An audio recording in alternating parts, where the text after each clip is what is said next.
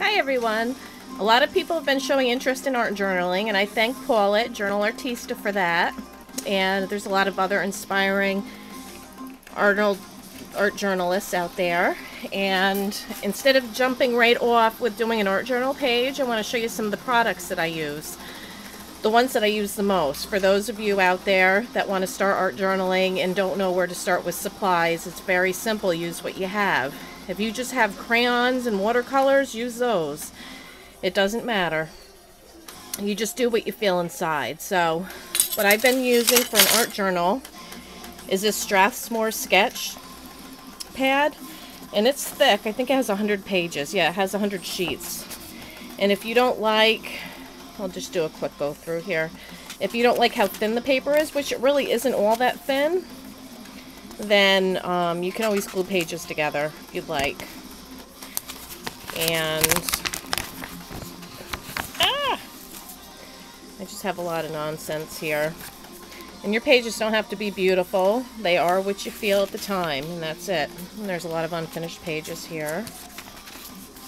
Of course, I have to have dragonflies. Just a quick flip. That's one I started on and didn't finish.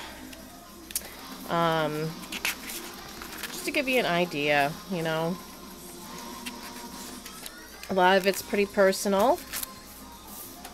And it should be your feelings, what's going on inside. And I know I'm not straight ahead with this camera, but, you know, I'm just flipping through to show you it doesn't have to be beautiful to be an art journal page. Something I started I didn't finish. Something I started and didn't finish. Something I started and didn't finish. But you can see there's writing all here. And I get everything out in my art journal. Usually I put the gesso down and then I write. And, oh there, that's an ugly face. I didn't like that. There's all these weird faces. I'm practicing drawing. I like my roses. And this one's called Stop. Take the Time to Smell the Roses. And this is just a big blunder of stuff. Let me see. And this is a page I started, I didn't finish. And that's all I have in this journal right now. But you can start off with any paper. You can use, what are they called?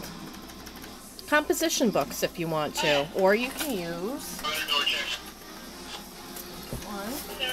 you can take watercolor paper and you can cut it down because it comes, this one's 15 by 18, cold press. Cold press is you're going to have more of a texture on your paper than you will with hot press.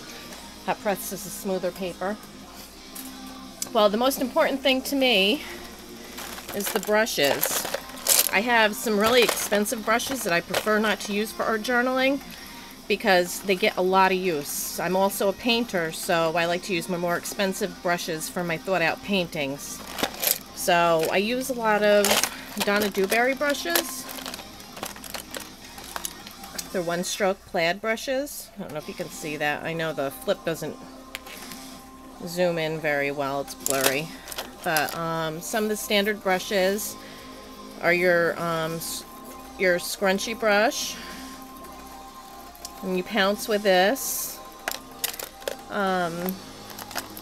Just your straight bristled brush. The wider one. I use this one a lot. This one is the, what is it, 3/4 inch brush.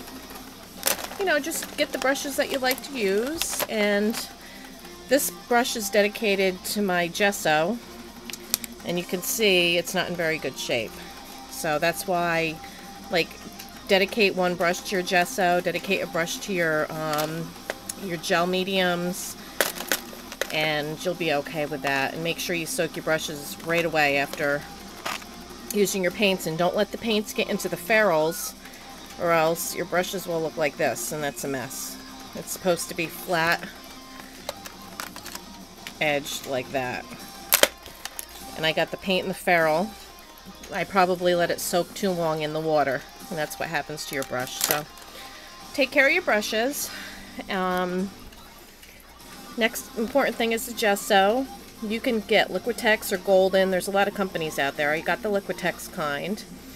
And what this does is it gives your paper some bite, which means it gives it a little bit of a surface so that you can apply your mediums down better. And it won't soak into the paper, it'll kind of stay on the gesso. And you'll get more out of your paints and your other mediums that you use if you use gesso as a primer for your paper. I use the matte gel medium as my glue when I apply papers or pictures or anything to my journal pages.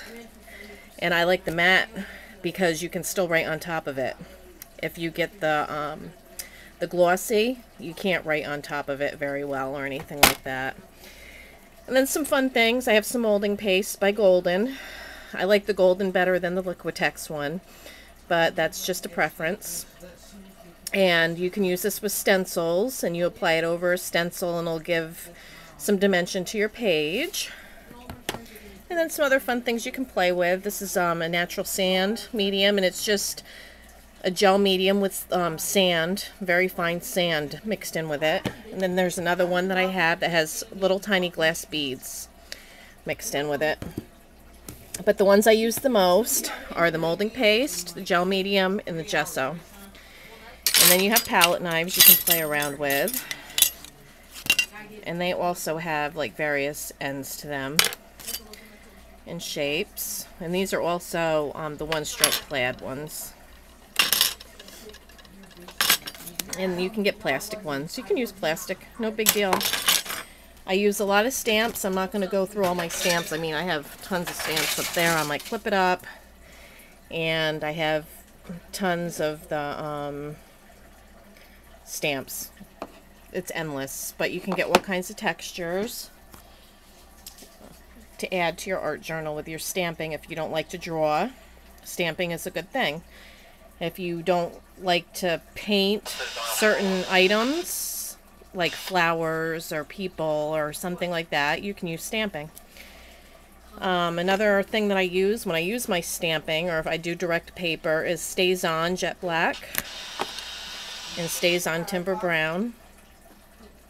It's important to use a solvent ink pad because it won't rub off and it will dry on your acrylic paints and on your matte gel mediums. I'm not sure about the glossy gel medium. I'm sure it would. So you can use sponges. The sponge is all ratty. I use ratty things for my art journaling, but to add texture, I do that. I also use my Distress inks, which are back here. If you can see them, everything's a mess here. My son is behind me acting like a dodo. No! I'm not going to do it. Got rid of him quick. Sorry if I made anybody sick. And the paints, I have a whole bunch of basics in here. And they work well for me. They're the small tubes. I think it was 48 or 50 or something like that. It was like $60, but I had a coupon for that. And that's just a minute amount of paints that I have. Excuse my floor with the paper and stuff. Here's a drawer I have filled with paints. And then I have one of those spiral, one of those. Will you stop it? Dylan, stop. My son's being a dodo. Stop it, Dylan. It's not funny. It's funny as hell. And then I have one of those paint holders that spin around, and it's filled with paint. And I have another box of paint, so I got tons of paint. I like the Liquitex paint. Golden paint is probably the best to get. The Golden brand, like the molding paste is. But it's a little pricey. And that's, oh, another thing I use all the time. I use my Portfolio oil pastels. I love them. They're water soluble. And take you over here because we're moving on 10 minutes already. And my watercolor crayons by Staedtler. Or Staedtler. And my watercolor pencils. I have those and I have these. So that's just a little bit of what I use, and I'll come out with a video where we do some art journaling together. Thanks for watching, everybody. Bye.